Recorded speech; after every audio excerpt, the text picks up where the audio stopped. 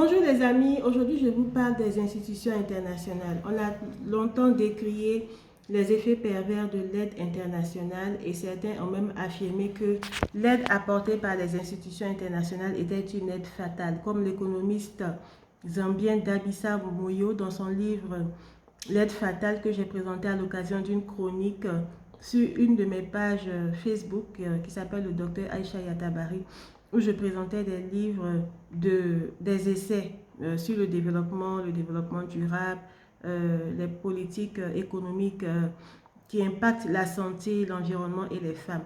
Donc, elle disait que l'aide des institutions internationales, que plus les pays africains étaient aidés par les institutions internationales, plus ils étaient pauvres. Et elle proposait plutôt une mobilisation du secteur privé des ressources internes elle proposait la création de richesses en mobilisant les capitaux, les ressources internes, en aidant la création de richesses, en aidant les entreprises, surtout les PME, les petites et moyennes entreprises. Elle disait que les petites et moyennes entreprises étaient la chair et le sang du système économique africain. Donc, j'ai j'ai présenté son livre et puis j'ai présenté aussi mon essai, le développement durable à l'épreuve des politiques concrètes, où mon livre était plus actualisé parce qu'il est paru en 2022 aux éditions L'Harmattan France et il présentait plusieurs politiques de développement durable en Afrique ou alors des propositions de politiques de développement durable qui impactent la santé, l'environnement et les femmes et des possibilités de partenariat, surtout le partenariat public-privé. Aujourd'hui, je rebondis sur cette question avec le recul parce que mon entreprise Améthyste Conseil existe depuis 2021 maintenant, ça fait 3 ans. Et j'ai eu à conseiller des décideurs politiques, j'ai eu à travailler avec en tout cas mettre en place des réseautages avec des acteurs, des entreprises, des acteurs privés.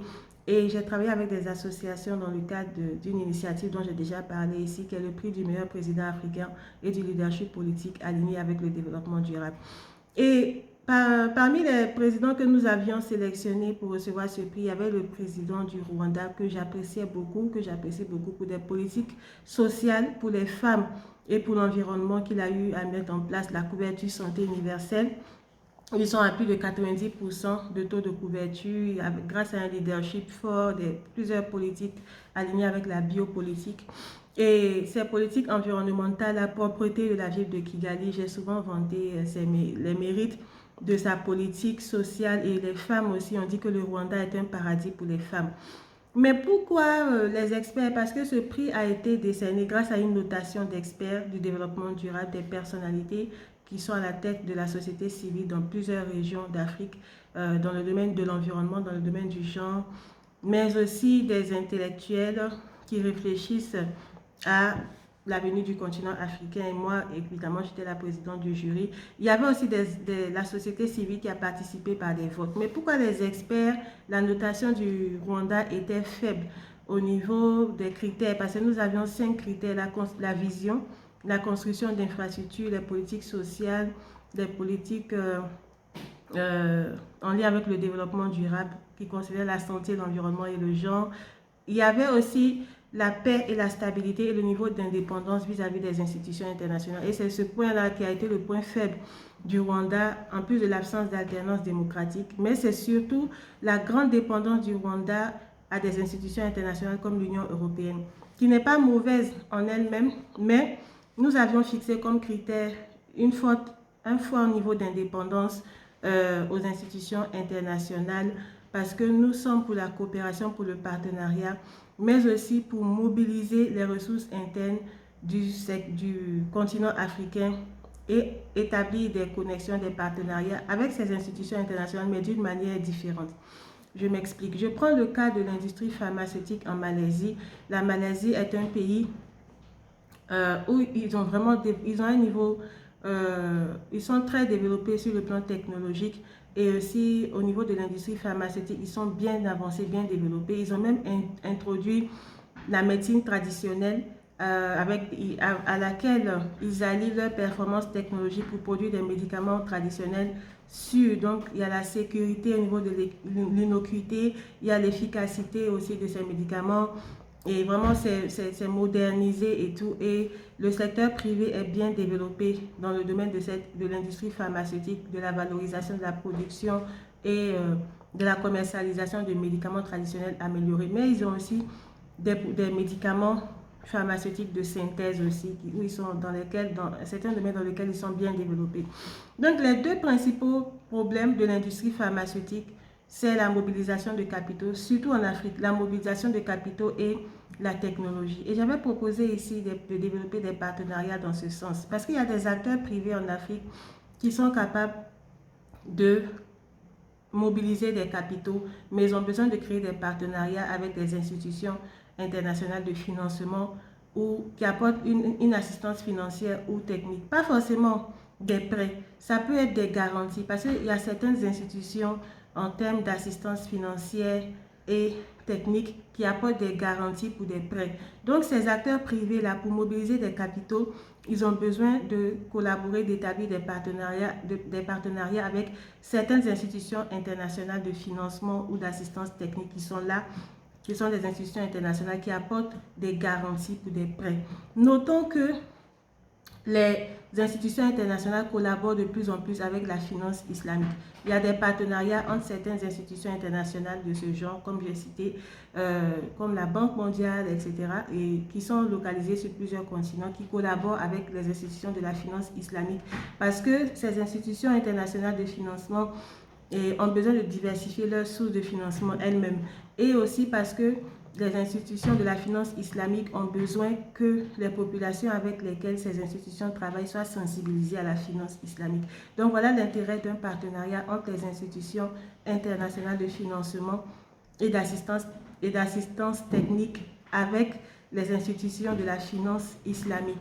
Et dans le secteur de l'industrie pharmaceutique, les pays qui veulent développer leur industrie pharmaceutique, qui disposent de matières premières, mais qui ont besoin d'apports technologiques pour transformer ces matières premières ou alors pour produire des médicaments de synthèse, qui ont besoin aussi de mobiliser des capitaux parce que c'est une industrie qui mobilise beaucoup de capitaux, ont besoin de développer des partenariats. Ces pays-là ont besoin, ces acteurs privés qui veulent développer l'industrie pharmaceutique dans leur pays, ils ont besoin d'établir des partenariats avec des institutions internationales de financement qui peuvent leur servir de garantie pour obtenir des prêts. Parce que j'ai partagé avec vous mon expérience que j'ai eue en voulant valoriser en Côte d'Ivoire. Il y avait l'entreprise de ma mère dans le domaine de la médecine traditionnelle que j'ai voulu moderniser. J'ai voulu faire des études en laboratoire sur ces produits pharmaceutiques et on a fait des études phytochimiques pour garantir l'innocuité, l'efficacité, en tout cas la sécurité de ces produits, les dosages. On a fait beaucoup de recherches, on a fait des recherches cliniques en collaboration avec des médecins. On a amélioré le conditionnement pour répondre aux normes pharmaceutiques et ces produits étaient vendus dans les pharmacies en Côte d'Ivoire et ça marchait bien. Mais le véritable problème, c'est le financement parce que c'est quelque chose qui a coûté très cher. C'est toute cette logistique d'acheminement des produits répondant aux normes pharmaceutiques qu'on a eu à importer de France parce qu'on n'en trouvait pas sur place en Côte d'Ivoire en ce moment. C'était en 2012-2013.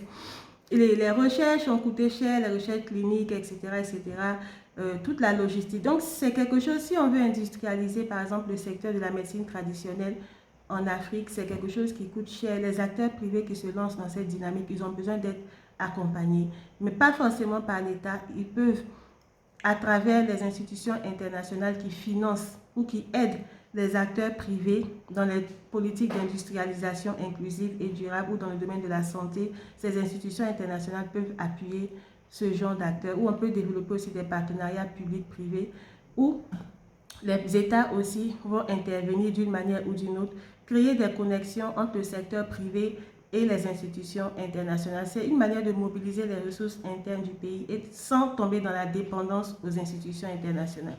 Voilà un peu ce à quoi j'ai réfléchi en allant plus loin que la réflexion de l'économiste zambienne qui a travaillé à Goldman Sachs, qui était pour le capital, pour sortir l'Afrique de la pauvreté et de la dépendance. Elle décriait la dépendance de l'Afrique à l'aide des institutions internationales.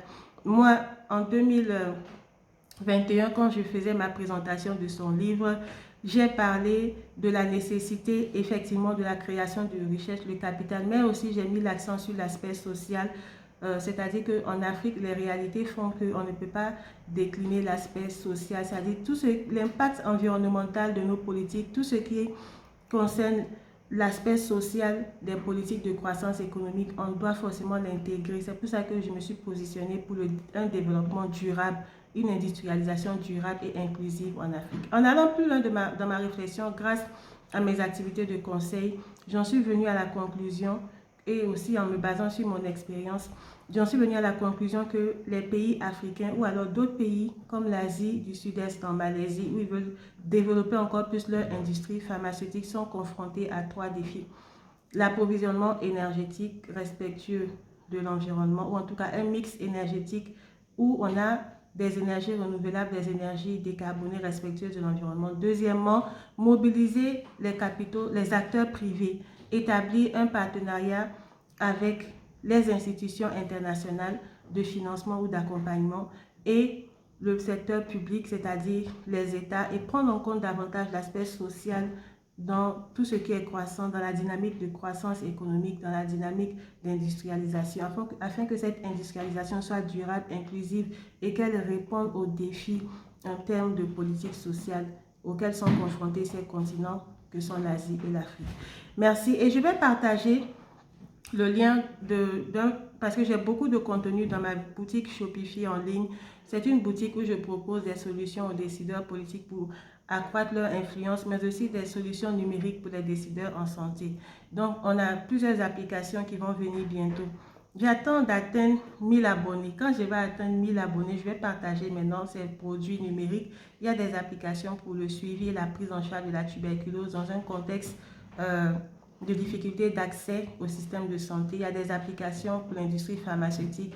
Il y a des applications pour la santé et la sécurité des travailleurs dans des contextes particuliers comme les travailleurs des mines. Mais il y a aussi beaucoup de contenu gratuit que vous pouvez déjà visiter. Je vais partager le lien. J'ai partagé le Vademecum du prix du meilleur président africain et du leadership politique aligné avec le développement durable dont je vous ai parlé, qui est une initiative lancée par Améthyste Conseil, qui a réuni des experts et de nombreuses personnes en Afrique. Et ce Vademecum est disponible dans le contenu de la boutique Shopify. J'ai déjà partagé le lien. Aujourd'hui, je partage le lien d'un questionnaire. C'est un questionnaire qui s'appelle Lead Up Green, où vous allez apprendre sur le développement durable dans le contexte africain, mais aussi dans le contexte international. Merci. Bon dimanche.